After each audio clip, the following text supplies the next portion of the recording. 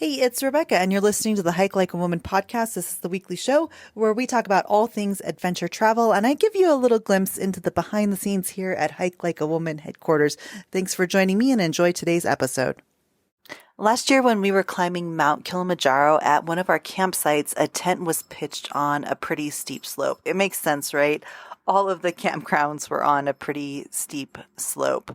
But a few of the women who were in that tent were hesitant to ask that the tent be moved to a place that was on flatter ground, a place where they felt a little more safe and a little more secure. So they talked to me about it, and I asked the guides to move the tent, and the guides were happy to move the tent because it was their job to make sure that we were comfortable and that we were safe on this climb. And it got me thinking, this year I've led over 5 trips from Mount Kilimanjaro to Yellowstone National Park. And today I'm sharing with you things that you should always do when you're on a group trip. Number 1, communicate. It's really important for the trip leader, for the guides, and for the rest of the group members to have like this open stream of communication. That means sharing your preferences, whether it be a food you like or a food you don't like, whether or not you're getting along with your roommate or need to switch roommates, sharing any concerns that you have and expectations with the group. And when there's that open and honest communication, it actually builds understanding and it helps create that supportive and safe environment that we strive for here at Hike Like a Woman. And the truth is, if I don't know that you prefer something and you go the entire trip without letting me know, and then you let me know at the end of the trip, then I feel bad because it's not something that I could help. Next, go outside of your comfort zone a little bit. Step outside of your comfort zone and be willing to try new activities with new people. So adventure travel to me is all about exploration. So it means embracing those opportunities that can only come our way when we're stretching ourselves, when we're stepping outside of our comfort zone, and when we're embracing new experiences. On our trip to Costa Rica last April, there was a woman on our trip who really wanted to do the Tarzan swing. So the Tarzan swing is this big thing. It's like a platform and you get all harnessed up and then you yell Puerta and the ropes are released and then you swing out, I don't know, probably 40, 50, 60 feet over the jungle. And it's terrifying and it's exciting and exhilarating. But this woman really wanted to do the Tarzan swing. But as she stood on the edge of that platform, she got pretty nervous and pretty scared. And I know because I've been there. And she stopped and walked off the platform. And then this was a co-ed trip. So she went and she got a big hug from her husband. And she knew that she had to do that Tarzan swing, that she would regret it if she didn't do it. And so she finally ended up doing the Tarzan swing. And for her, that was a huge moment of growth.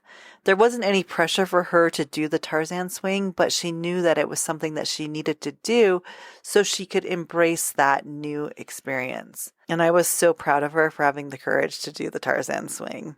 The next thing that's really important when you book a good group trip is to take a little bit of time to get to know the women that you're traveling with. Here at Hike Like a Woman, on our trips, we always share stories, we share laughter, we support each other, we high-five each other, we give each other hugs. These are really, really important connections, and they're really the best connections because they're connections that are built when we're in the backcountry, when we're doing hard things, when we're having incredible experiences. And the connections that we make on these trips are so important. And some of the best friendships that I have in my life have come from women who I have had an epic outdoor adventure with. We always joke at Hike Like a Woman that we start off every trip as strangers and we finish every trip as friends. And that's true. And sometimes we finish as more than friends. Sometimes we become almost like sisters on these trips. So those connections are really important. If you don't want to build connections, then you probably don't want to go on a group trip anyway, especially with a group of women, right? Next is to respect individual differences. I personally tend to be a little bit loud. I can be a little abrasive. Sometimes I drop F-bombs. Sometimes I tell dirty jokes. But I've learned the importance of being respectful to other people and respectful of individual differences. So this means that sometimes, depending on the energy of the group, I'll really tone it down. And sometimes, depending on the energy of the group, I'll tone it up. So, for example, our Kilimanjaro crew was rowdy, all except for a few women who weren't so rowdy. They didn't have much fun with us anyway, but the rest of us were pretty rowdy and pretty fun.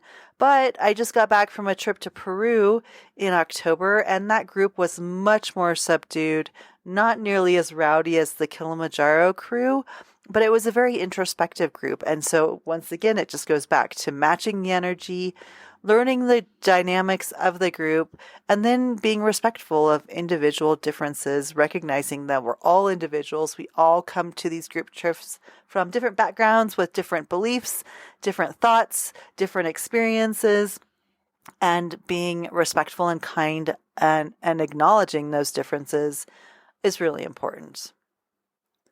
Next, participate in group activities. I will be the first to admit that while I'm a guide, while I'm a trip leader, while I lead group trips all over the world, Rebecca Walsh likes to go to bed early, and Rebecca Walsh likes to crawl into my tent and read a book at the end of the day, and I like to have some time to decompress, to deconstruct what went on during the day. I like to have some time to relax. While I like that individual time on group trips, I think it's also really important to participate in the planned grouped activities. Sometimes that means I don't necessarily want to go sit through a 2.5 hour Peruvian dinner, but I know that if I do, that's when we're going to have those amazing conversations. That's when the group is really going to bond over eating guinea pig and alpaca, and that's just part of the experience. Next is to take time for yourself, and I talked a little bit about that when I mentioned participating in group activities. But when we're on these group trips, and we're surrounded by people, sometimes it can be a little bit difficult to escape and go read a book in our room or in our tent. But it's also really important to take time for ourselves on group trips just to recharge our batteries, and making sure that we carve out some of that me time for reflection, relaxation. That's super important. And most of the time on Hike Like a Woman trips, you can book a solo tent or a solo room on our trips. It costs a little bit of extra money, but if you're the kind of person who really needs to charge your batteries at the end of the day, even though you like being around people, sometimes you just need some quiet and you like to recharge your batteries, then definitely check out maybe getting a solo room or a single room or a single tent on a Hike Like a Woman trip. And finally, stay positive. Positivity is so, so important. It doesn't matter if you are climbing up a big, big hill, if you're tired because you've been whitewater rafting all day, or if you're just tired of traveling and being in a bus or on a plane or in a van, whatever. That positive attitude and that positive mindset is really, really important, and it can transform potential obstacles into really, really incredible and memorable experiences. We all get tired. We all get hungry.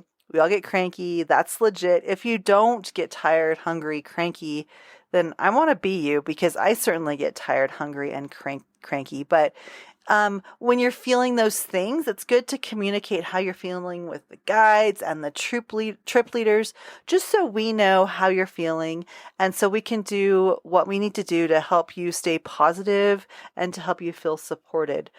We were in Peru in October, as I mentioned before, and it was the very first night of our trek on the Salcantay Trail, and it was super cold. We were in this beautiful, beautiful valley camping, but it was cold, it was dark, and we were eating this 2-hour long dinner. We were falling asleep. We were cold.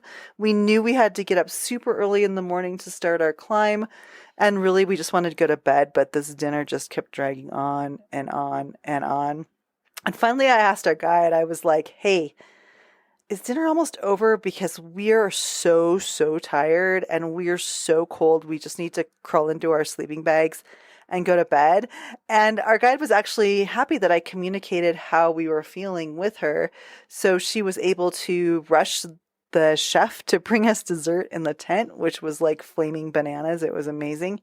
And then we were able to finally go to sleep. But being able to stay positive and communicate what we needed was really, really, really important.